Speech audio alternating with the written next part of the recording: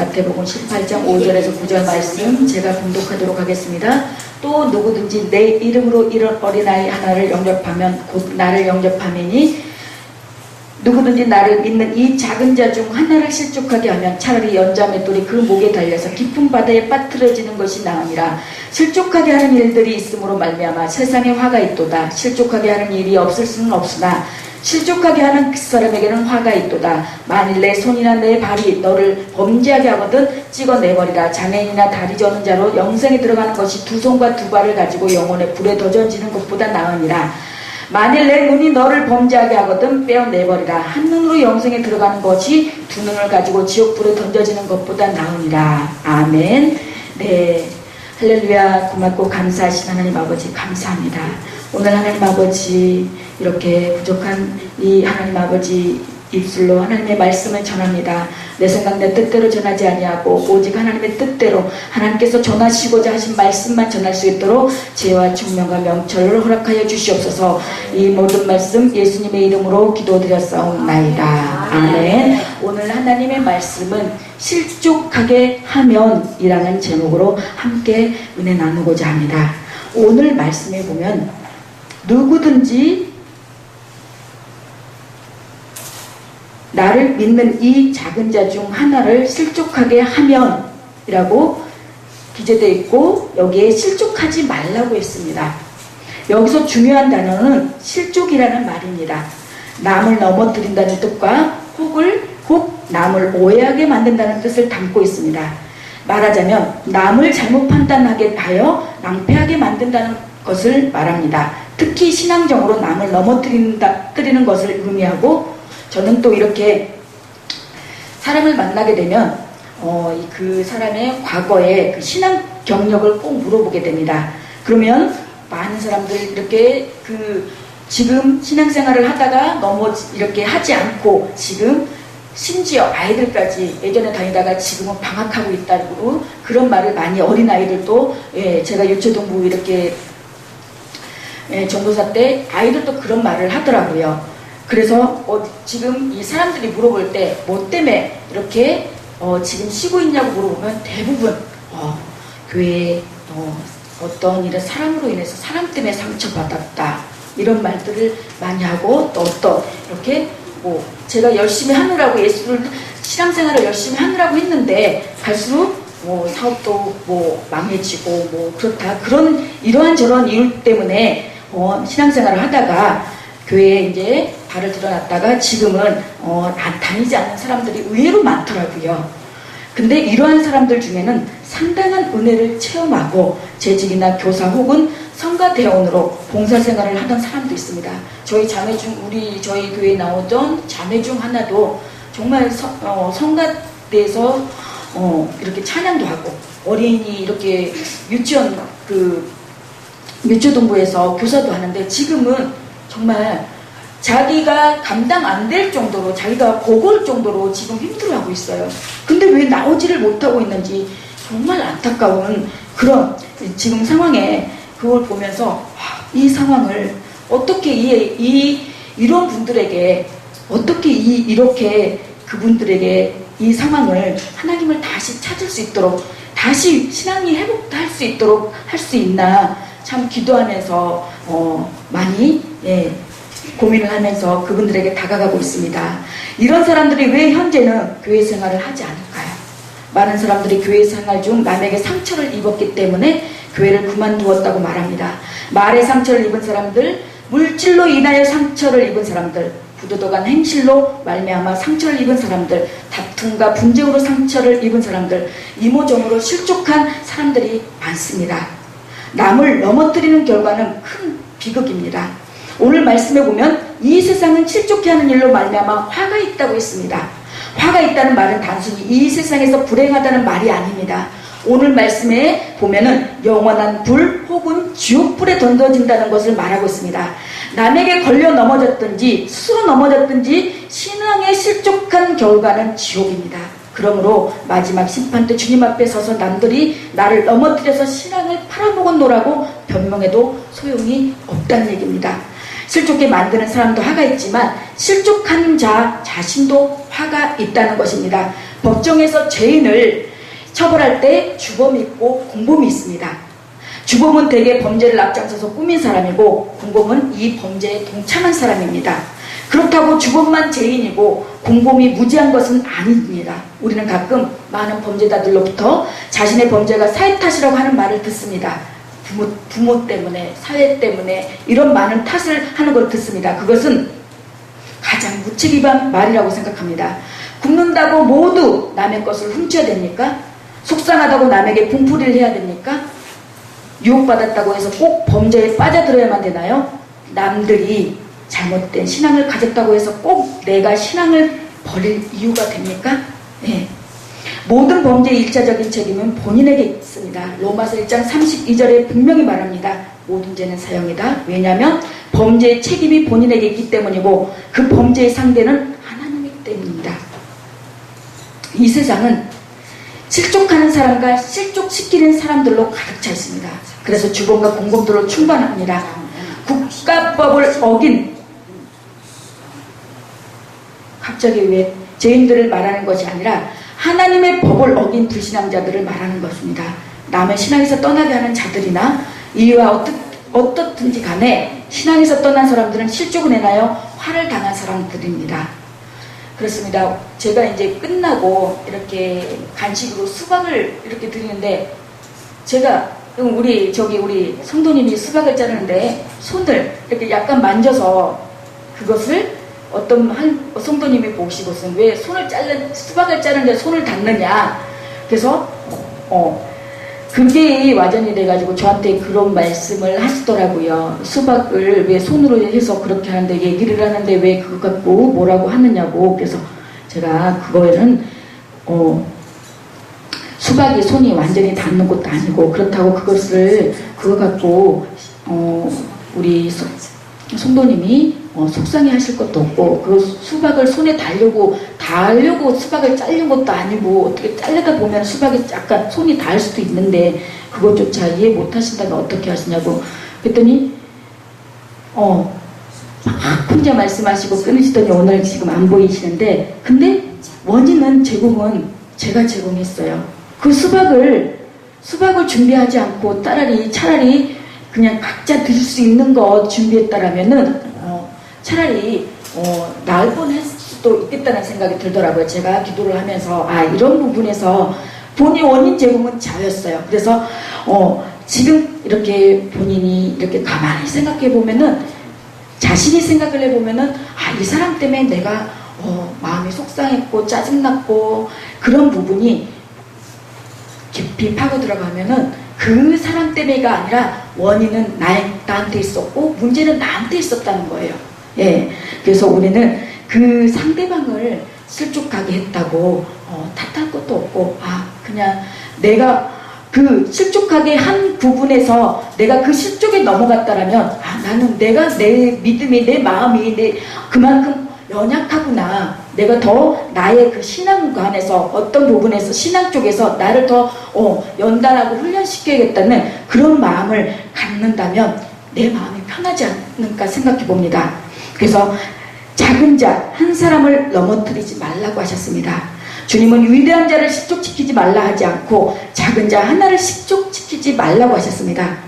작은 자란 말은 첫째로 어린 아이를 의미하는데 그러나 둘째 의미는 어린 아이처럼 소홀히 취급되는 모든 사람들을 의미한다고 했습니다.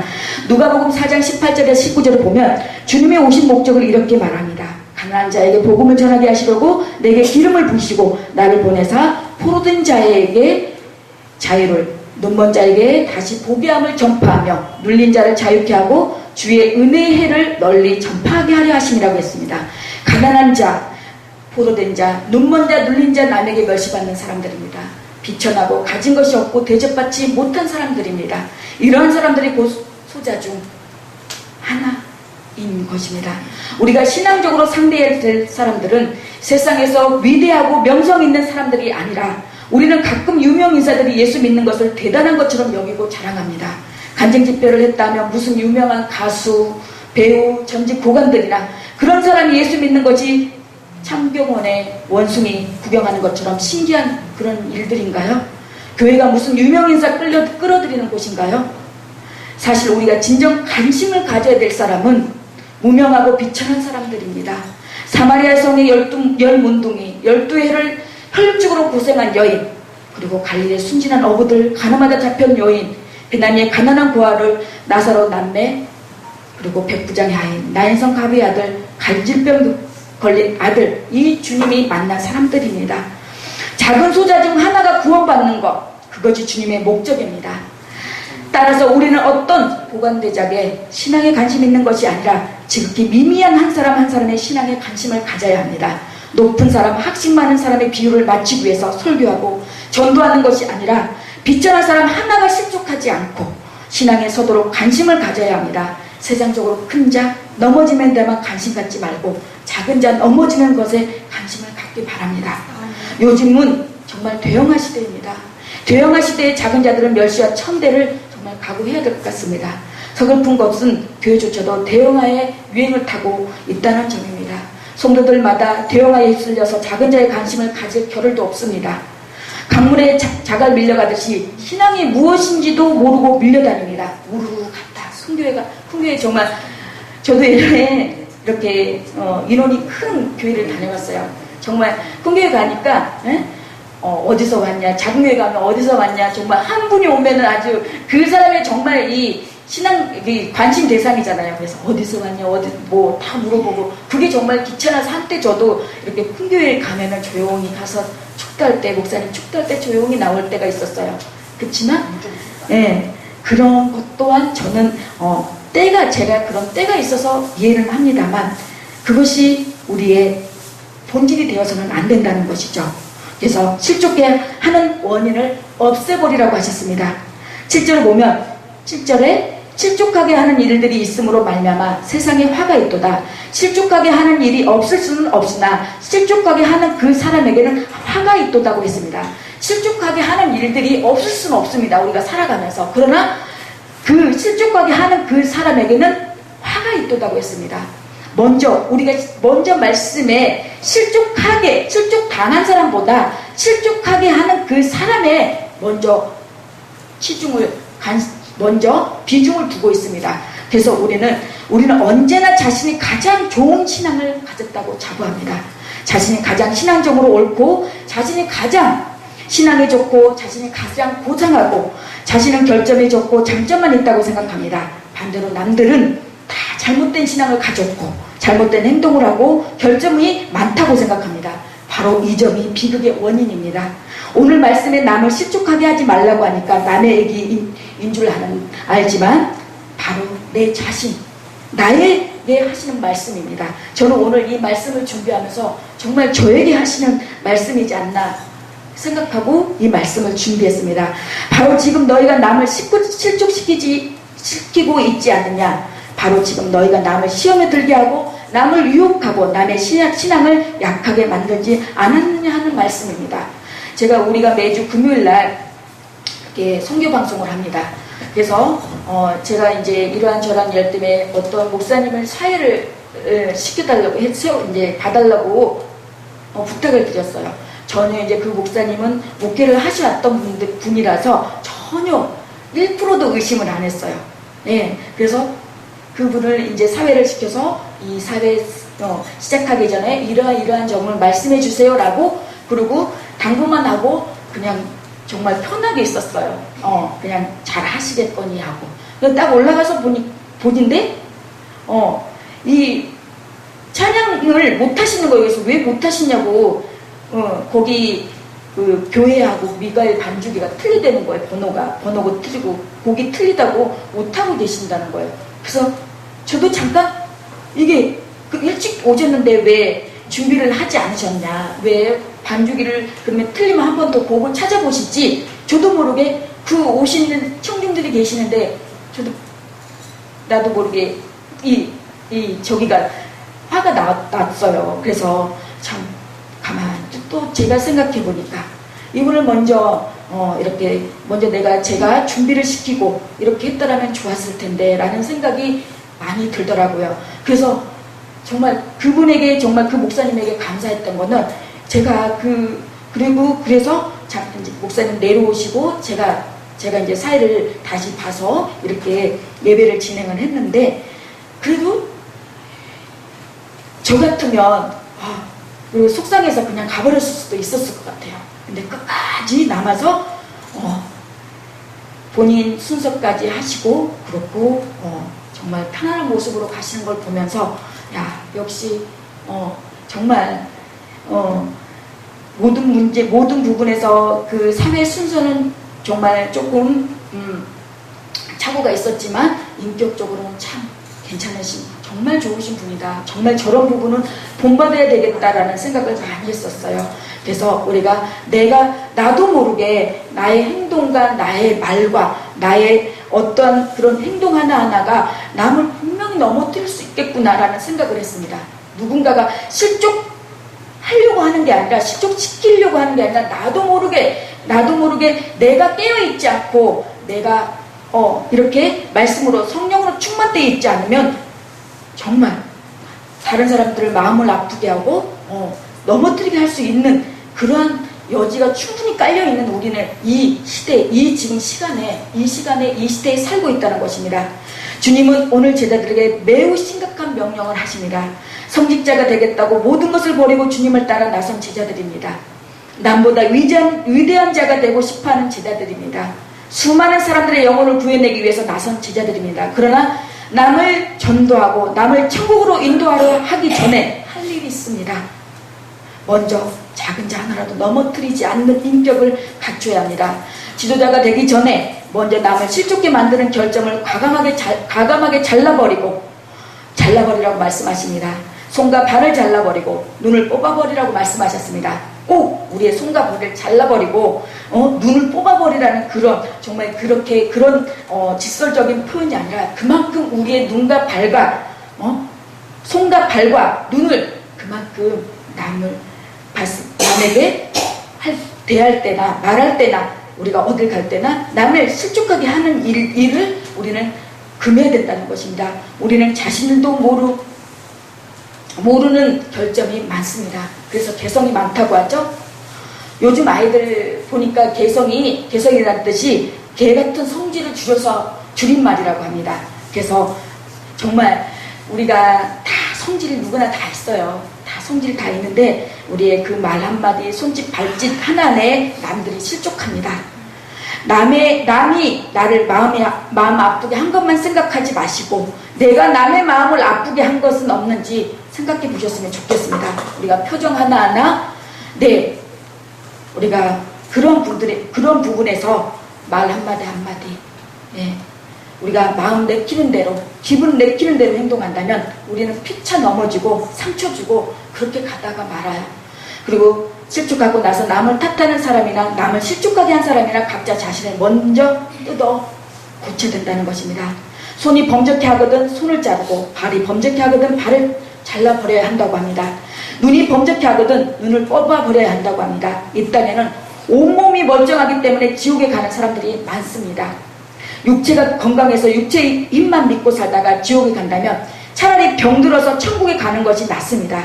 두 손이 멀쩡해서 노름하고 폭력을 휘두른다면 두 손을 자르고 조용히 살다가 천국에 들어가는 것이 나을 것 같습니다. 그래서 우리는 남을 실족하게 한 사람들은 어떤 처벌을 받나요? 오늘 말씀에 보니까 연자 맷돌을 목에 메고 깊은 바다에서 빠져 죽는 것이 낫다고 했습니다. 유대인의 사형법에는 이렇게 물에 빠뜨려 죽이는 사형 방법이 없습니다. 시리아나 그리스 로마의 사형법이죠. 특히 아버지를 죽인 원수 혹은 사회 공공 안녕을 파괴한 자를 죽일 때는 적용한 사형법이라고 합니다. 그런데 이런 극형을 받는 것이 차라리 낫다고 했습니다. 도대체 무엇보다 낫다는 말일까요? 살아서 남을 실족해 하는 이보다 차라리 죽어서 걸림돌이 되지 않는 것이 낫다는 말입니다. 마태복음 10장 28절에 보면 몸은 죽여도 영혼을 죽이지 못하는 자를 두려워하지 말고 몸과 영혼을 지옥불에 던지는 자를 두려워하려고 했습니다. 육체가 깊은 바다에 빠져서 우리가 정말 죽고 영혼이라도 구원받는 것이 차라리 낫다는 말입니다. 어떤 사람은 인간을 셋으로 구분한다고 합니다. 첫째는 꼭 필요한 사람, 둘째는 있으나 만나한 사람, 셋째는 없어서는 안 될 사람, 있어서는 안 될 사람. 오늘 주님은 남을 실족하게 하는 사람이 있어서는 안 되는 사람으로 분류합니다. 존재의 가치를 우리는 상실하는 신자가 되지 않기를 소망합니다. 이제 말씀의 결론을 맺겠습니다. 하나님이 우리의 사람을 만드셨고 천지창조를 만드셨고 가정을 만드셨고 이웃과 이웃을 만드시고 연합하며 살도록 하셨습니다.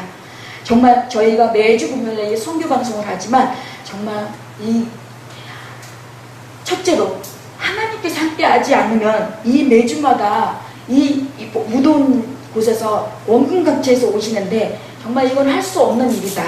그리고 두 번째는 정말 그분들이 하나하나 연합해서 같이 함께하고자 협력하고자 하는 그 마음들이 있기 때문에 우리가 이 선교방송을 진행할 수 있구나. 그 마음을 정말 하나님께서 뼈저리게 마음을 먹게 하더라고요. 그래서 우리는 서로 연합해야 돼요. 예, 우리 오신 우리 어르신들 한 분 한 분도 다 각자 개성이 다르고 각자 다 성향이 달라요. 그렇지만 그냥 왜 수박 잘랐는데 손을 왜 닿냐고 그렇게 말하면 그냥 실수했다고 그냥 나도 모르게 그랬네? 그래버리면은 끝이에요. 근데 거기에다가 이유를 달면 말이 또 커지고 또 말이 더 커지고 또 그러게 되면은 또 분쟁이 일어나고 그렇게 된다는 거죠. 그래서 내가 상대방이 나에게 어떤 말을 했을 때 그냥 때로는 묵비권을 행사하는 것도 좋아요. 그래서 조용히 그때는 화가 났을 때는 그냥 참고 있다가 어느 정도 화가 풀어졌을 때 그때 이렇게 조용히 누구 아무개야 친구야 이렇게 그때 나 참 그렇게 말했는데 참 서운했네. 아이고 다음에 그렇게 말 안 했으면 좋겠네.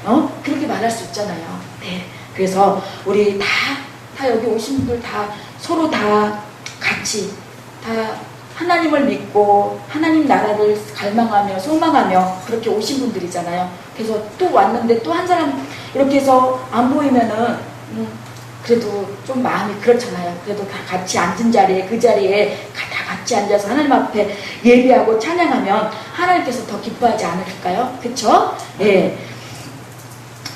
오늘 우리는 두 가지 결심을 하고 집으로 돌아가야 합니다. 첫째로 소자에 대한 작은 자 중에 대한 관심을 가져야 합니다. 교회는 작은 자들의 것입니다. 목에 힘주고 다니는 자들의 소유가 아니라 모든 성도들은 낮고 비천하고 작은 자들을 살피는 책임을 다해야 합니다.